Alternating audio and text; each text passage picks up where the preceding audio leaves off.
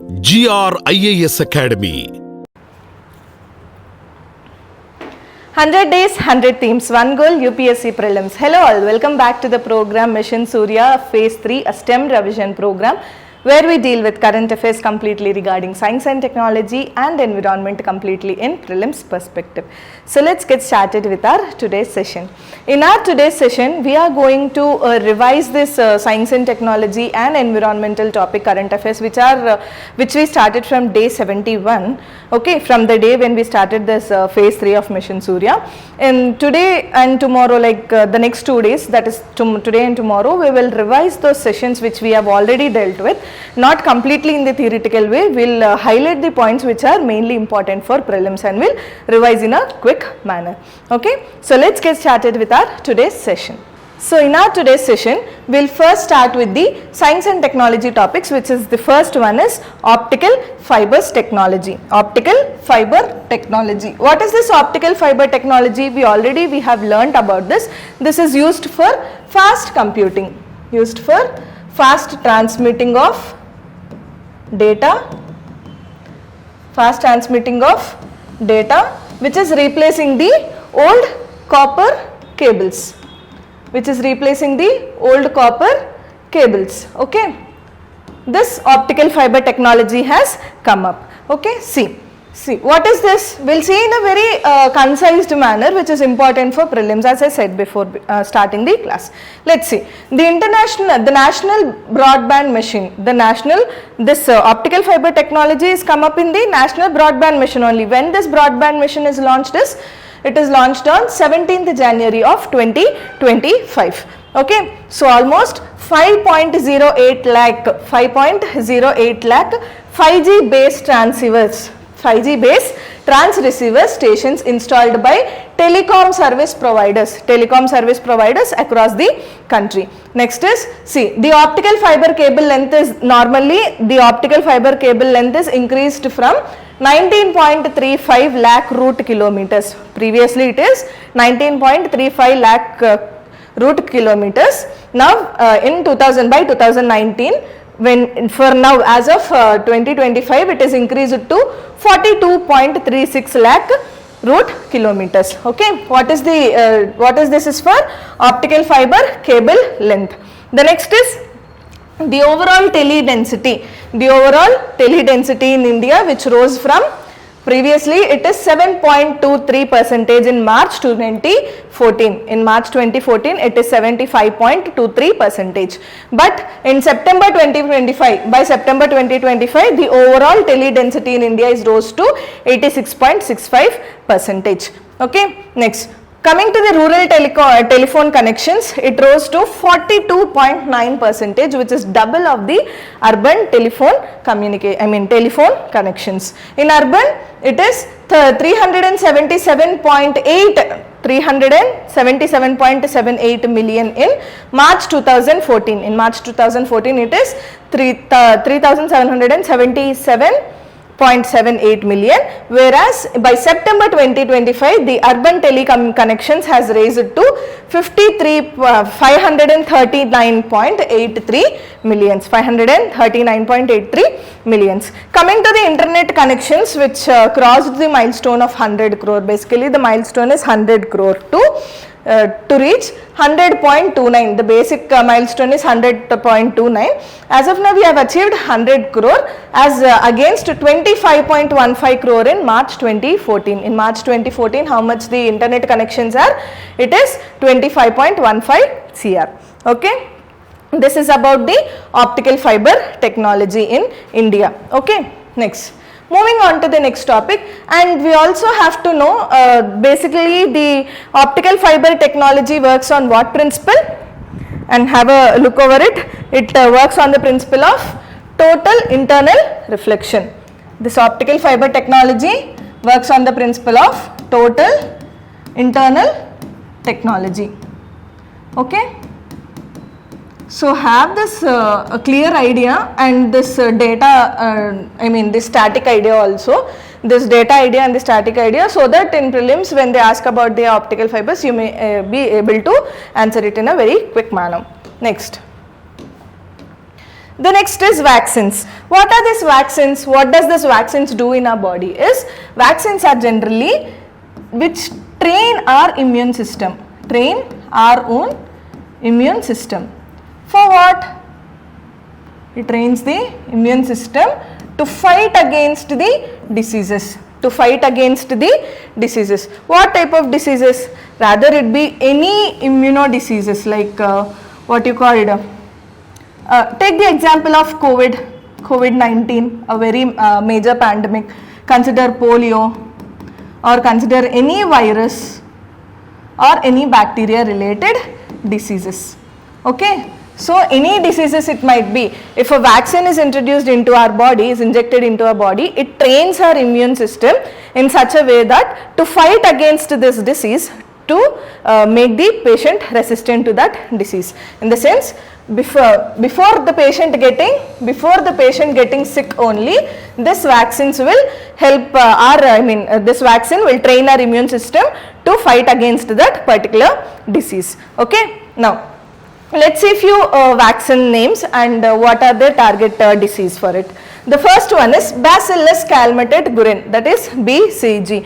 If the targets which one? It targets tuberculosis. Okay. The next vaccine is pentavalent vaccine, which is targeting the diseases of diphtheria, pertussis, which is the whooping cough, and tetanus, hepatitis B and Haemophilus influenza type B. The next is rotavirus vaccine, which is which targets the rotavirus diarrhea.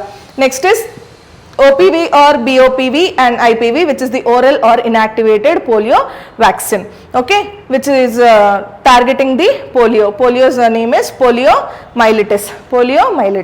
Next is measles rubella vaccine, which targets the diseases of measles and rubella. Next, adult diphtheria and tetanus, which target the diseases like diphtheria and tetanus. Next is pneumococcal conjugate vaccine, which targets the pneumonia and meningitis. Okay. Next is Japanese encephalitis vaccine, which targets the Japanese encephalitis. Okay. Next is HPV vaccine, that is human papillovirus vaccine, which targets the cervical cancer disease. Okay. These are few important vaccine names and the target diseases. This table is very helpful for your exam when they ask any question regarding the vaccines. Okay. Moving on to the next topic, we have seen few terms which are related to biotechnology like gene editing, gene silencing, and the NexCAR19. Basically what?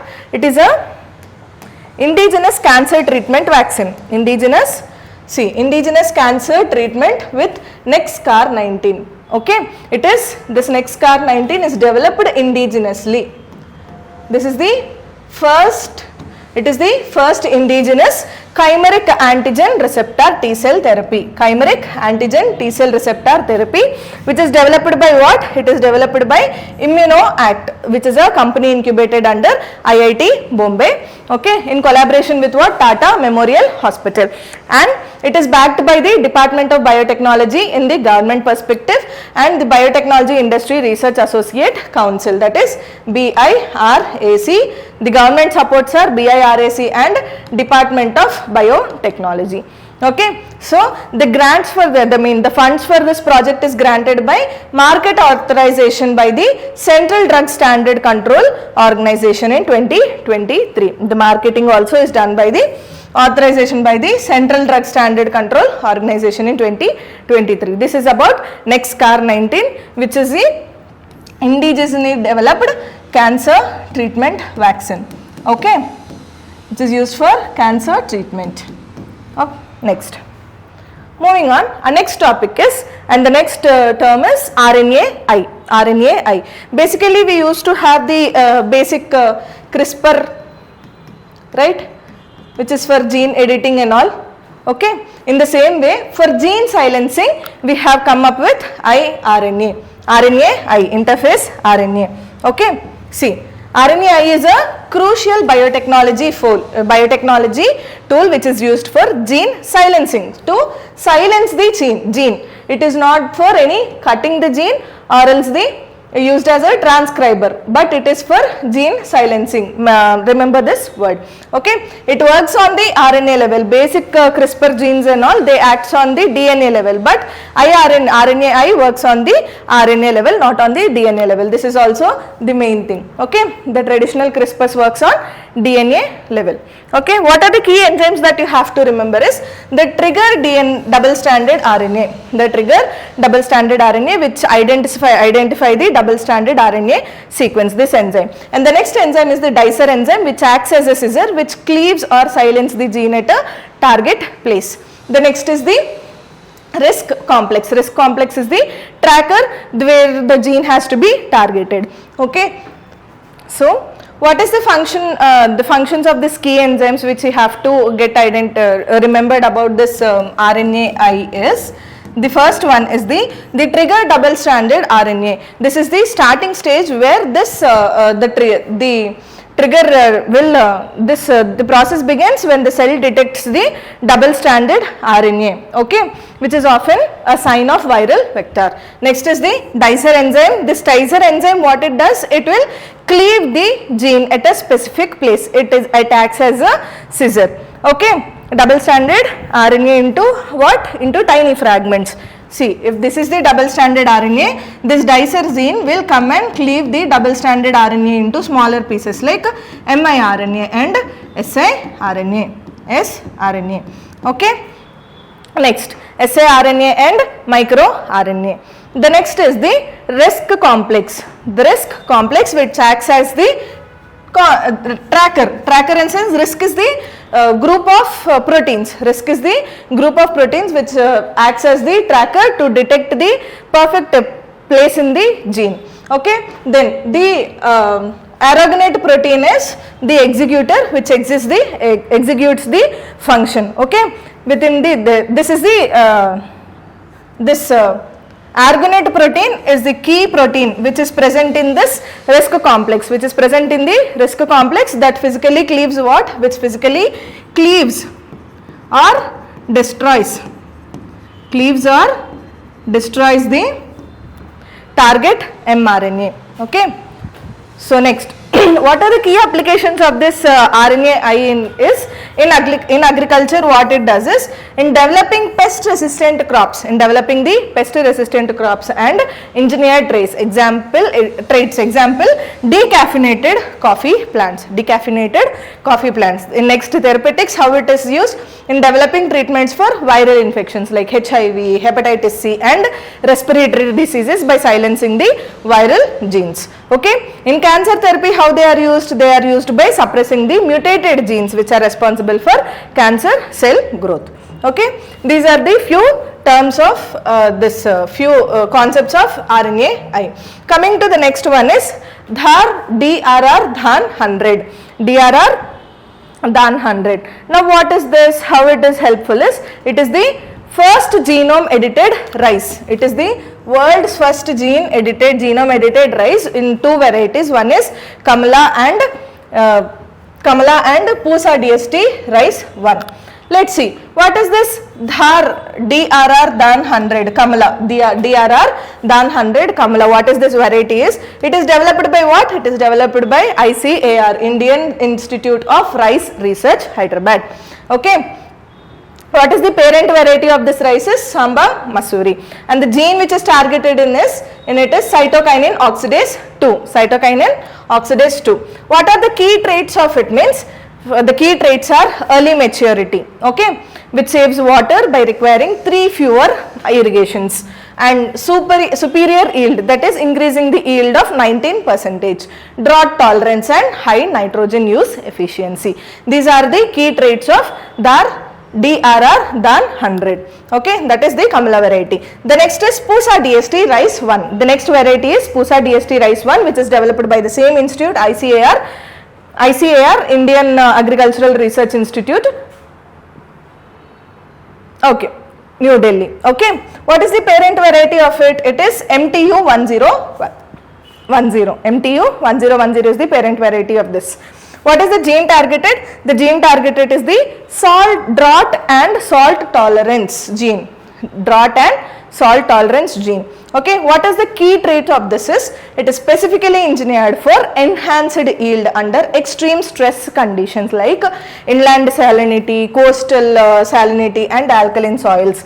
Basically, when not get affected by the salinity content in the coastal area and all, this Pusa DST rice 1 variety is being developed by the ICAR in New Delhi. Okay, next. The next one is coming to the indigenous TNB gene editing technology. TNB is the protein which is used in the gene editing technology. Okay, see, the Indian Council of Agricultural Research, the ICAR, has developed and patented an indigenous miniature genome editing tool. Indigenous miniature genome editing tool, which is very small in structure, which is based on the TNB proteins. Okay, using these proteins, gene editing technology has been come up. Developed by which institute? ICAR, Indian Council of Agriculture and Research. Okay, this serves as India's answer to the globally patented expensive CRISPR-Cas system. Okay, globally CRISPR-Cas system is used, which is very costly and highly importable. So to reduce all this, India has come up with gene editing technology using the TNBP proteins. Okay, next, what is the source organism of this is? This is very important for prelims examination. The examiner might ask you what is the organism which is responsible for source organism for this TNBP proteins is. It is derived from Deinococcus radioduranis. Deinococcus radioduranis. So have a note of it. Next, the next concept is organ on a chip. Organ on a chip, and it's a new approach NAMS. That is, organ on a chip market is rapidly expanding. Like, see, organ on a chip is basically nothing but aligning our heart or a brain or a kidney and the complete function on a small chip. Okay, for what? For scientific trials, because for any medicines or anything to be released into the market, first they have to go in the animal trials. Before going into the animal trials, this organ on chip, organ OOC, can help in reducing this animal cruelty. Okay, animal cruelty can be reduced, because animal experiments can be reduced by developing this organ on chip. Because see, basically we treat it with the mice and all, right? So because of this conditions and all, what is happening? We are making up OOC, organs on chips, so that even it is our brain or else our heart or else our kidneys, how the function happens of this brain, kidney and heart, in the same way it is developed on a chip to make the scientific trials. Okay, this is about the organ on chip, one of the biotechnology, this is one of the biotechnology innovation, okay, which is newly introduced with BioE3. What is this BioE3? It is the biotechnology in economy, environment and employment. Okay, in what policy? In the policy to revolutionize precision medicine, and reduce dependency on the animal testings. Okay, next is GLOW-Cas9, the real-time gene editing tracker. GLOW-Cas9 is nothing but the previous Cas9 gene editing technology only, but with a bioluminescent tracker, which makes the scientists or anyone to trace the particular the particular gene to be edited. It can be visible with naked eye. It produces the bioluminescent lightning so that we can see with our naked eye. Okay, so in late 2025, scientists at the Bose Institute, Kolkata, they engineered what? GLOW-Cas9. They engineered the GLOW-Cas9, which is a novel CRISPR protein, okay, which emits what? Light. It emits the light while performing gene editing. While performing gene editing, it produces the light. It gives the light so that it is visible for our naked eye where the gene is being edited. Okay, previous thing for previous Cas9 editors or CRISPR editors, there is no this glow technology, like it doesn't produce any light, so that it is very hard to detect if this correct place is getting edited or not. So by using this glow Cas9, we can clearly see the place which we wanted to get edited, the place of the gene where we wanted to get edited, that gene, that place is being edited perfectly or not, we can monitor by using this glow Cas9 technology. Where it is developed? It is developed in Bose Institute, Kolkata. Okay. Next is, let's compare few like conventional Cas9 and glow Cas9 technologies, so that we'll have a clear picture of it. See, what is the feature of this conventional Cas9 technologies and engineered glow Cas9 technologies? The first one is the visibility. Okay, this conventional CRISPR-Cas9 is invisible in living organisms, in living cells. However, this glow Cas9 emits bioluminescent light. It emits the bioluminescent light. As I told you, it will be visible. The gene editing is visible at that place. How is the monitoring then? It requires fixing or destroying cells to observe whether this gene is being edited or not in the correct place. In CRISPR-Cas9 technologies, what do we have to do? We have to destroy the cell. But in case of glow Cas9, real-time tracking in living tissues, real-time tracking can be seen. Next is coming to the enzyme composition. In CRISPR-Cas9 technology, standard Cas9 endonuclease is used. Standard Cas9 endonuclease is used. However, in engineered, however in glow Cas9, what is it used?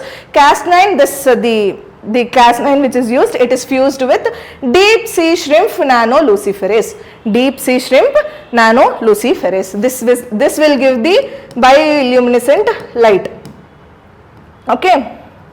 It gives the bioluminescent light while editing the gene. Okay. Next, coming to the thermal stability of CRISPR-Cas9 technology, it is standard. It is the standard. In standard temperatures only it can withstand. But coming to the glow Cas9, it can withstand in highly stable and elevated temperatures. Okay, these are few differences you all have to know, because in in statement based questions also the examiner might ask you the questions about this conventional CRISPR-Cas9 and the glow Cas9 technologies. Okay, next. Coming to the SHUKR gene and the evolution of flowering plants. This gene is basically used in the flowering plants. Okay. Just a second.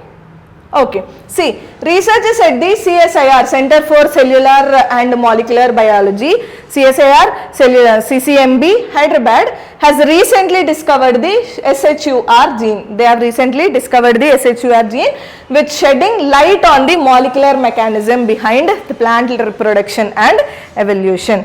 Okay. The next one is mitochondrial replacement therapy. Mitochondrial replacement therapy, we have learned about this. This is basically nothing but the 3-parent baby. Okay, why we called it as 3-parent baby is when a mother has a defected mitochondria, because only mitochondrial cells from the mother only is carried to the children, not from the father. Father's mitochondria is not carried to the children, only mother's mitochondria is carried. Mitochondria is generally a powerhouse of the cell. Powerhouse of the cell, we call it right? Powerhouse of the cell, we call it like this. Mitochondria is known as powerhouse of the cell. So all the day, it carries the genes which are responsible for any inherited diseases in the mother. They are carried to the children as well. So for not transmitting these diseases or any inherited traits to the children, basically what they do is they follow 3-parent baby, in the sense the gene, the X chromosome from the mother and the Y chromosome from the father is fused to get the child, right? Either might be Y chromosome or the X chromosome. Basically the mitochondria which is present in the mother cell is, the nucleus is removed. The nucleus is removed and it is replaced with the donor mother, and the baby can be of healthy baby, because the defected mitochondria is removed. Okay, now this is what the mitochondrial replacement therapy, which is highly specialized as IVF. IVF is the in vitro fertilization procedure, which is designed to prevent the passing of incurable mitochondrial diseases from the mother to child. Okay, the next is Genome India project and sequencing initiatives. Okay, let's see. What is this Genome India project? We'll look into only core details. We don't need any static part here. We are just revising the topics which you have seen from the day 1 of STEM revision program. So let's see only few normal static parts, like what is C? Genesis and nodal agency. What is the genesis and nodal agency of this Genome India project is? It is initiated by Department of Biotechnology and involves a large scale collaboration of 20 scientific institutions across the country. How many institutions? 20 scientific institutions across the country. What is the primary objective of this Genome India project is to build a comprehensive indigenous catalogue of genetic variations that accurately reflects the unique and vast genetic diversity of the Indian population. Okay, next.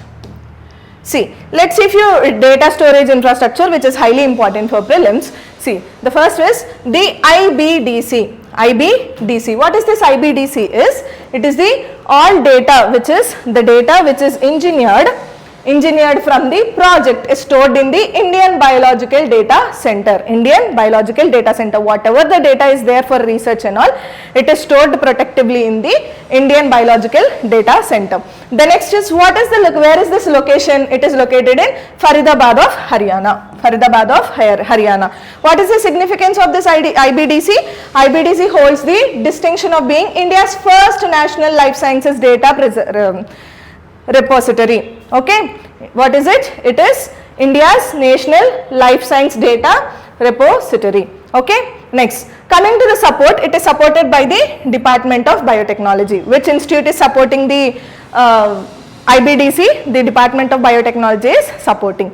Okay, let's see the initiative on the nodal agency of a few programs which India has come up. Okay, and the first one is Gene program. Gene program. What is the nodal agency of it? The nodal agency is Council of Scientific and Industrial Research, CSIR.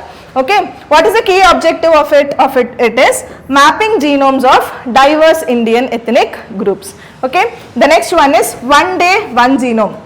The next initiative of the Government of India is One Day One Genome, which is monitored by the Department of Biotechnology. The nodal agency is Department of Biotechnology, and the key objective of it is to highlight unique bacterial species which are found in India. Next is Human Genome Project, HGP. What is the nodal agency of it? It is the international collaboration. It is not only one, it is the international collaboration. What is the key objective of it? The foundational project which is aimed at mapping the entire human genome.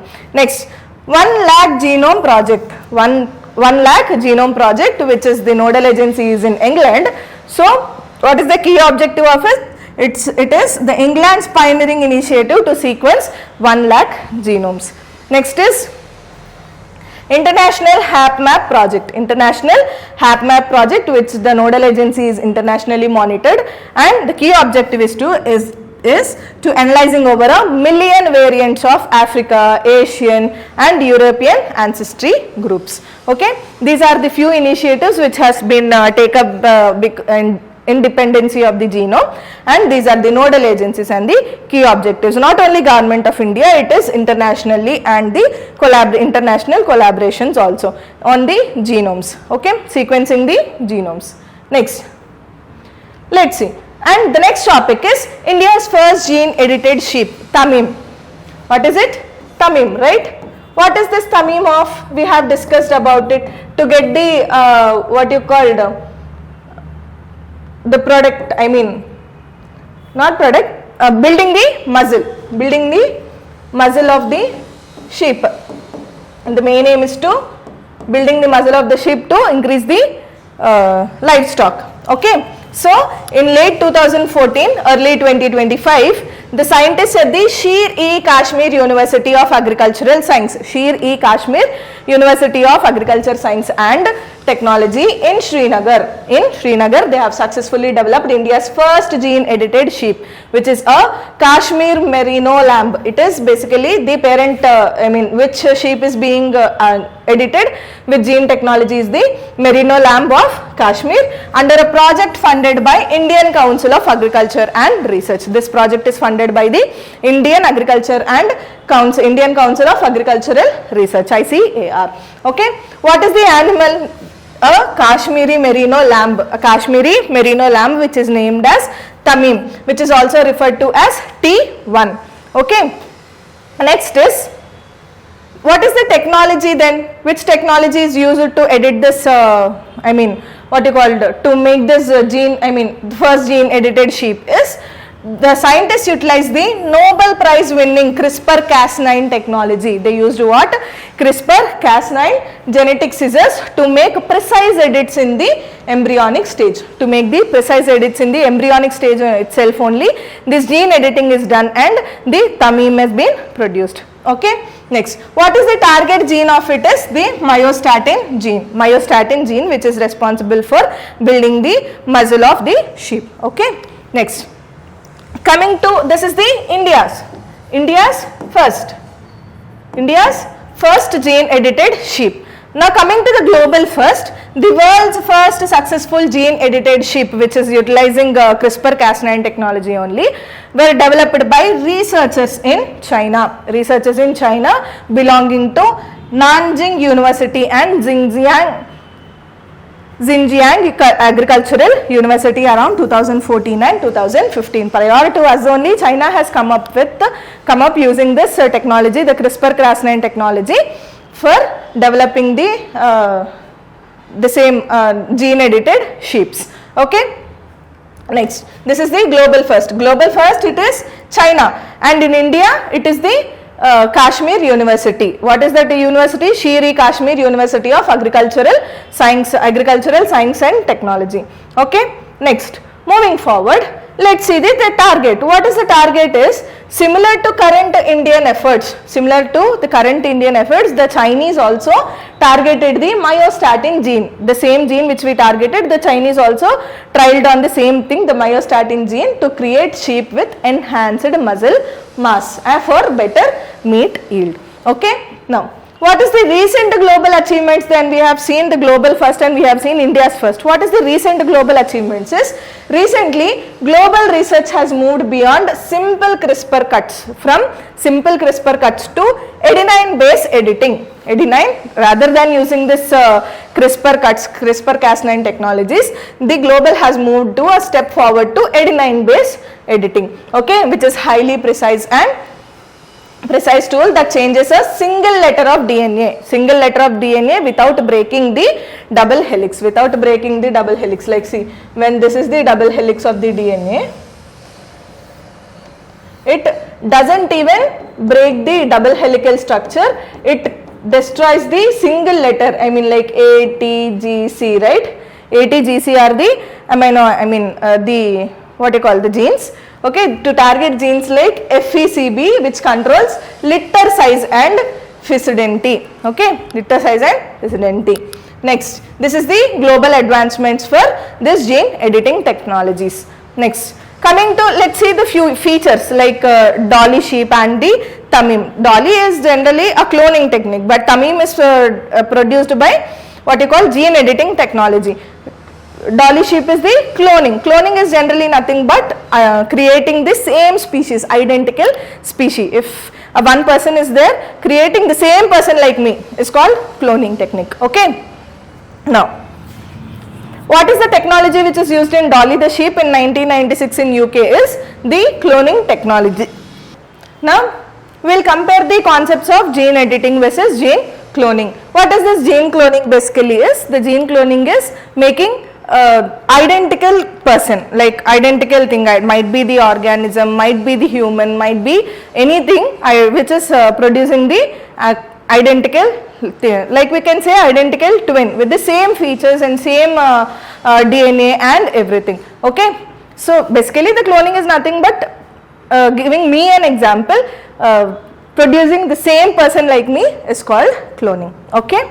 Next, let's see a few features of it. Coming to the technology, this Dolly the sheep, which is done by the cloning technology using the somatic cell nuclear transfer. Somatic cell nuclear transfer.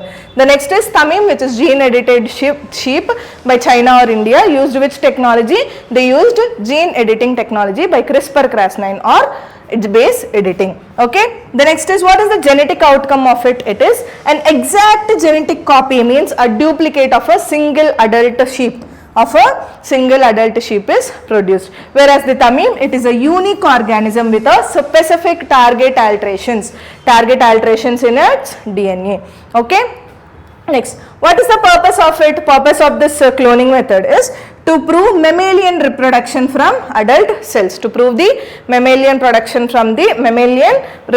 from adult cells. What is the Tamim? To enhance specific economic traits like muscle mass, disease resistance and wool quality. Okay.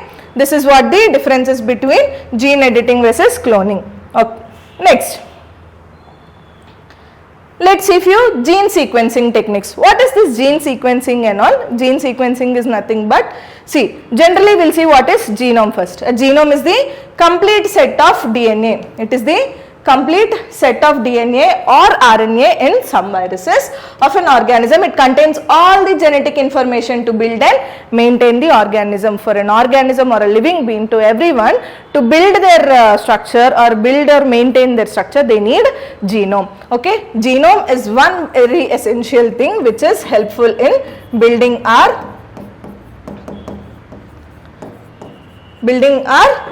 body. Okay. Next, what is the DNA then? DNA is deoxyribonucleic acid, which is made up of double helix consisting of 4 nucleotide bases. What are those 4 nucleotide bases? Those are A, C, G, T. Adenine, cytosine, guanine and thymine. Adenine, cytosine, guanine and thymine. These are the 4 nucleotide bases which are responsible for the DNA, deoxyribonucleotides, okay, nucleic acids. What are the key initiatives of India based on this for genome sequencing is, the first is Genome India project, okay, which is spearheaded by what? The Department of Biotechnology.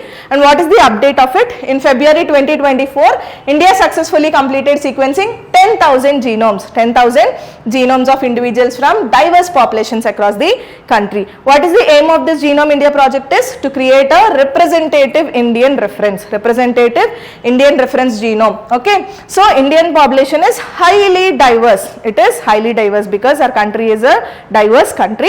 It is highly diverse. Over 4,600 population groups are present in the India. Okay. And Western reference genomes do not accurately represent Indian genetic variations.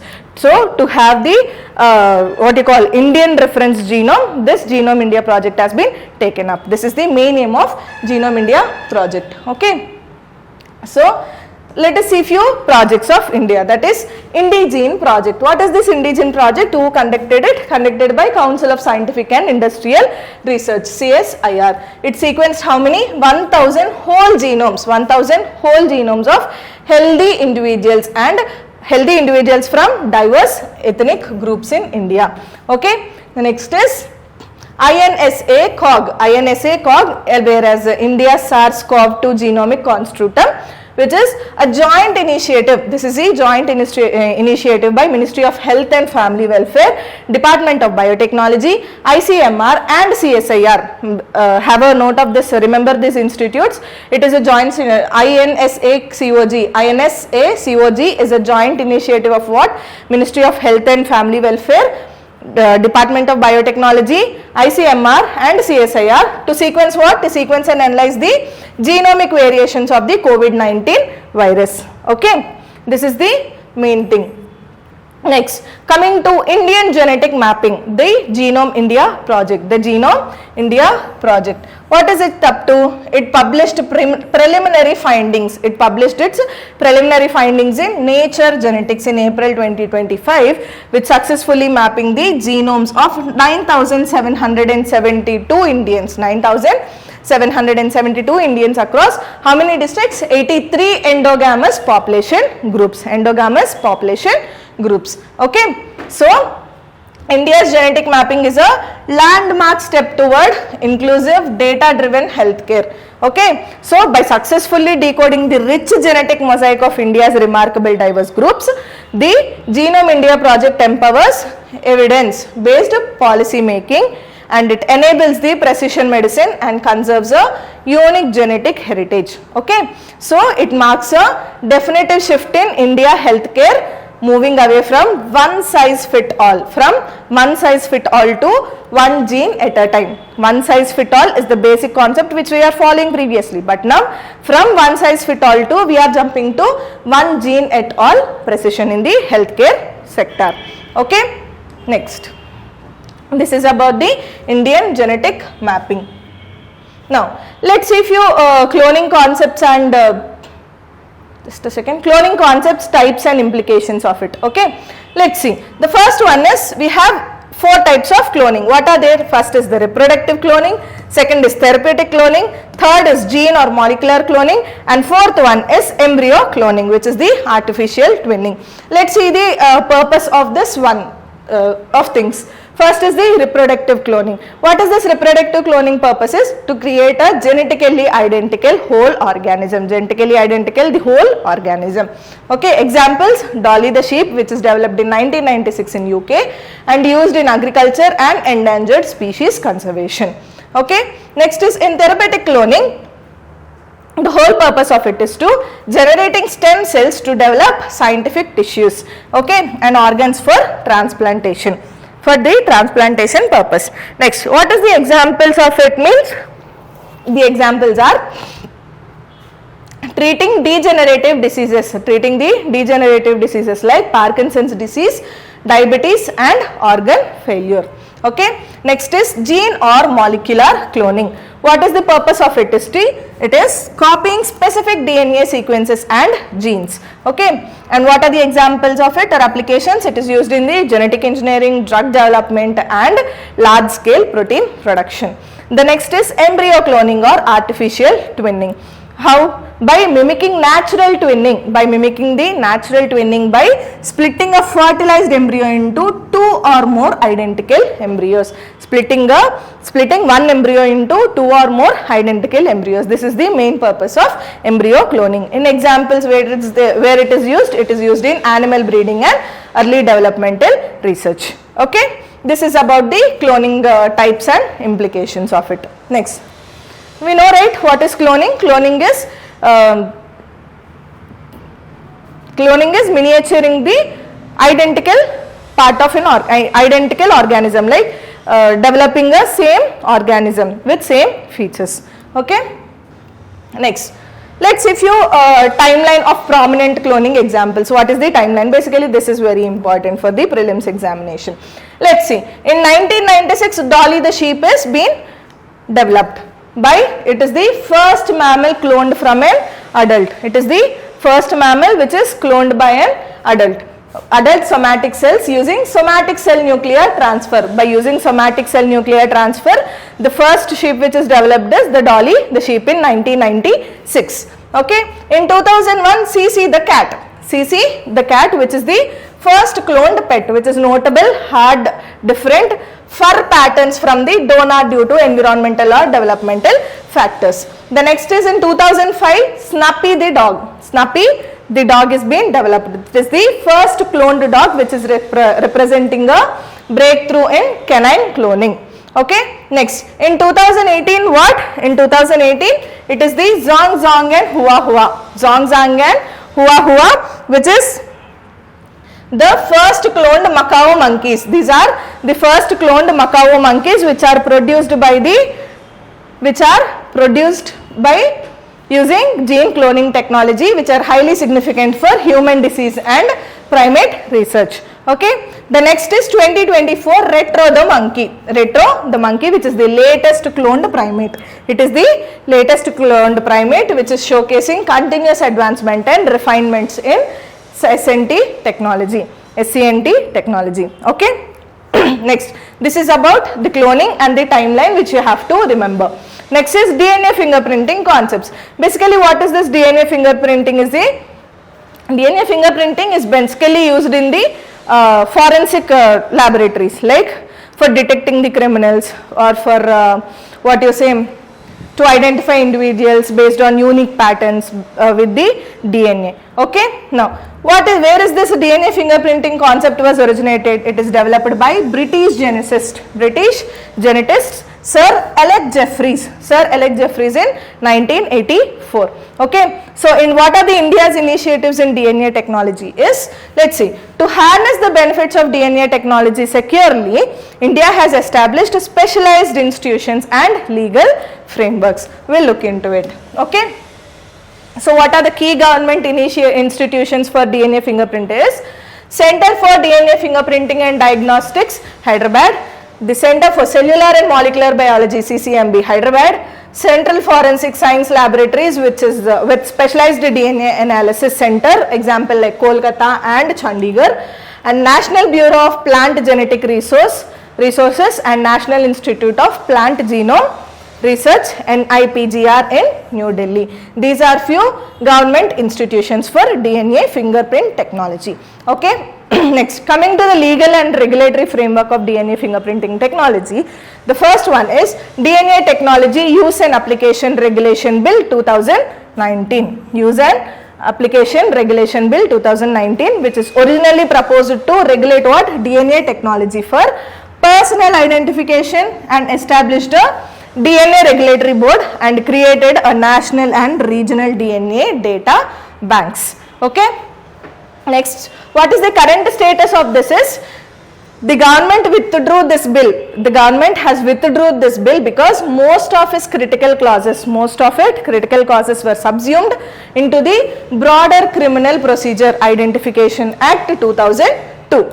Okay. So, the withdrawal also followed concerns which are raised by civil society regarding data privacy and the potential misuse of centralized genetic database. Okay. So, now DNA testing is now legally integrated. It is now legally integrated and universally accepted as the global standard of forensic investigation in India. This is about the DNA fingerprinting and its the government institutions and its regulatory frameworks. So, these are the few topics which we have discussed today regarding the previous classes of this Mission Surya Phase 3 STEM revision program. These are few science and technology topics we have revised. Tomorrow we will deal with a few other STEM science and technology projects, concepts and the environment concepts. Okay, we will revise these two classes and we will end up the science and technology and environment. Okay, I hope you like this video. And do revise these topics daily so that it will be very helpful in the prelims examination, which is around hardly 1 week away.